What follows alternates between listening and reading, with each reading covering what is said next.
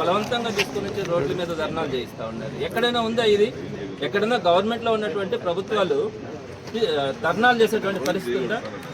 అంటే ఎక్కడైతే గొంతు నొక్కడానికి మీరు ప్రతిగా ఇంకొక ధర్నాలు చేయించడం అనేది ఎక్కడ కూడా ఇటువంటి పరిస్థితులు కనపడవు.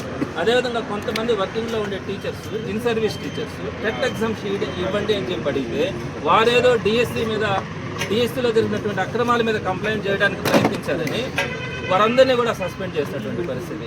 అదేవిధంగా వైఎస్ఆర్సీపీ కూడా మాట్లాడుతూ ఉంటే మా మీద అక్రమ కేసులు పెట్టినటువంటి పరిస్థితి. ఇన్ని ఎందుకు డైవర్షన్స్ చేయాలా? సింపుల్గా ఒక సిబిఐ ఎంక్వైరీ వేయడానికి మీరు ఎందుకు వెనకాడుతూ ఉన్నారు? ఇంకొక విషయం కూడా గుర్తుపెట్టుకోవాలి. మేము లోకేష్ గారు రాజీనామా ఎందుకు డిమాండ్ చేస్తూ ఉన్నాం? మీరు విద్యాశాఖ మంత్రిగా ఉన్నప్పుడు, మీరు ఒక షాడో ముఖ్యమంత్రిగా ఉన్నప్పుడు, ముఖ్యమంత్రి గారి కొడుకుగా మీరు ఉన్నప్పుడు ఇక్కడ మీ డిపార్ట్మెంట్కి సంబంధించిన ఎంక్వైరీలో అది నిష్పక్షపాతంగా జరగాలా అంటే, ఒక ట్రాన్స్పరెన్సీ ఉండాలా అంటే మీరు ఆ కన్సర్న్ మంత్రిగా ఉండడం అన్నది మంచిది కాదు.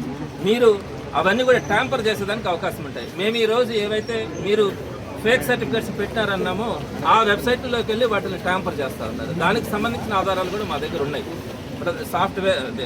సాఫ్ట్ బాల్ విషయంలో కానీ, జూడో విషయంలో కానీ, ఇట్లా అన్ని గేమ్స్లో కూడా మీరు ట్యాంపర్ చేసినటువంటి విధానాలు కూడా మా దగ్గర ఉన్నాయి. మీరు ఫేక్ సర్టిఫికేట్లు పెట్టి ఈరోజు దాన్ని కవర్ చేసుకోవడానికి ప్రయత్నించే ఆధారాలు కూడా మా దగ్గర ఉన్నాయి.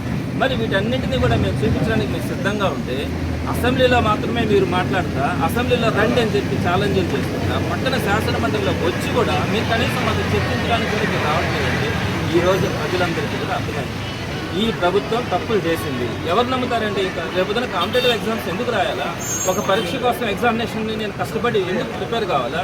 10 లక్షలు 15 లక్షలకు మీరు బేరసారాలు చేసుకొని ఆ వాట్సాప్ అన్నీ కూడా రికార్డ్స్ వస్తే కూడా మీరు తూతు మందిరంగా ఒక కేసు పెట్టి అతనికి స్టేషన్ బెయిల్ ఇచ్చినటువంటి పరిస్థితి. అదే కాకుండా మీరు 15 లక్షలు తీసుకొని ఉద్యోగాలు ఇవ్వనటువంటి అనేక మంది ఈరోజు పోలీస్ స్టేషన్కి వెళ్ళి కంప్లైంట్ పెట్టుకున్నారు, ఎఫ్ఐఆర్లు. మరి ఇంత ఘోరాలు జరిగినప్పుడు మీరు ఎందుకు కళ్ళు మూసుకొని ఉన్నారు అన్నది ఒకసారి ఆలోచించుకోవాలా. తప్పకుండా ఈరోజు కూడా శాసన మండలిలో డిఎస్సీ మీద చర్చించడానికి కానీ, దాంతో పాటుగా మిగిలిన అన్ని సమస్యల గురించి కూడా మాట్లాడడానికి మేము డిమాండ్ చేయడం కూడా